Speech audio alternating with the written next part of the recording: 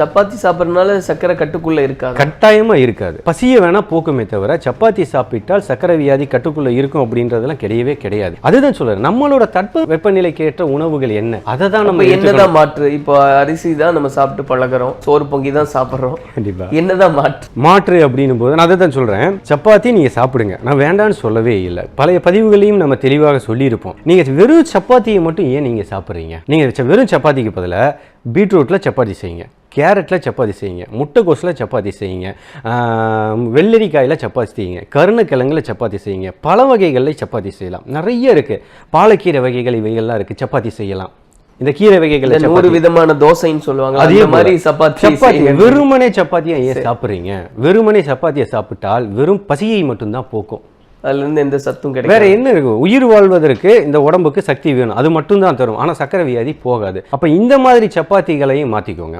இப்போ பொதுவாகவே இந்த சப்பாத்தி முறை அப்படிங்கிற நம்ம பார்க்கும்போது வடநாடுகளில் மக்கள் சப்பாத்தி சாப்பிடும்போது எப்படி சாப்பிடுவாங்க?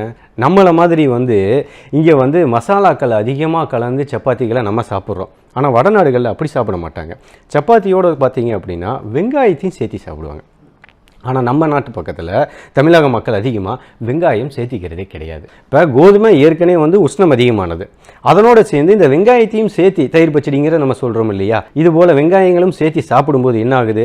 அதில் ஏற்படக்கூடிய உஷ்ணத்தையும் சமநிலைப்படுத்துறதுக்கு இந்த தயிர் பச்சடி இந்த வெங்காயங்கிறது நமக்கு ஒத்து வருது. வெங்காயம் நம்ம சப்பாத்தி கூட சாப்பிட்றது இல்லை, ஆனால் பழைய சோறு கூட சாப்பிட்டு அது அப்படி சாப்பிட்டாலும் பரவாயில்லையே. இப்போ நீங்கள் கேட்டது இந்த சர்க்கரை வியாதி குணப்படுத்துறதுக்கு என்ன வழின்னு ஒன்று கேட்டீங்க இல்லையா? அதுக்கு அடுத்ததுக்கு இப்போ நீங்களே அதுக்கு பதில் கொடுத்துட்டீங்க. என்ன அப்படின்னா, அப்போ வெறும் சப்பாத்தியை சாப்பிட்றத விட பீட்ரூட் சப்பாத்தி, கேரட் சப்பாத்தி, முட்டைக்கோஸ் சப்பாத்தி, முள்ளங்கி சப்பாத்தி, கருணக்கிழங்கு சப்பாத்தி, இது மாதிரி அன்னாசி பழத்தில் கூட சப்பாத்தி சாப்பிடலாம். இது மாதிரி பல வகைகளில் நிறைய இருக்குது. இந்த மாதிரி சப்பாத்திகளாக எடுத்துக்கொள்ளும் பொழுது இது நமக்கு மருந்தாக மாறுது. வெறுமனே சப்பாத்தி சாப்பிட்டால் பசியை மட்டும்தான் போக்கும்.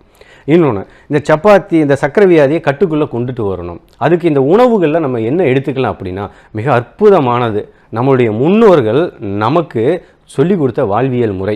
அது ஆங்கிலத்தில் சொன்னால் மக்களுக்கு எல்லாத்துக்கும் புரியும். ப்ரோபயாட்டிக் அப்படின்னு நம்ம சொல்லுவோம் ஒரு உணவு முறை. அது வேற ஒன்றுமே இல்லை. நம்மளுடைய நாட்டில் இருக்க தட்ப வெப்பநிலைகளுக்கு இந்த சப்பாத்தி உகந்ததா அப்படின்னு பார்த்தா கிடையாதுன்னு தான் நம்ம சொல்லணும். ஏன்னா சப்பாத்திங்கிறது கோதுமை, அது உஷ்ணத்தை உடம்புல அதிகம் பண்ணக்கூடியதாக இருக்கும். அப்போ வெறுமனே சப்பாத்தியை மட்டும் நம்ம சாப்பிட்டுக்கிட்டே இருந்தாலும் அது மேற்கொண்டு உஷ்ணத்தை அதிகப்படுத்தி அதை இன்னும் அதிகப்படுத்துறதுக்கு தான் ஏற்படும்.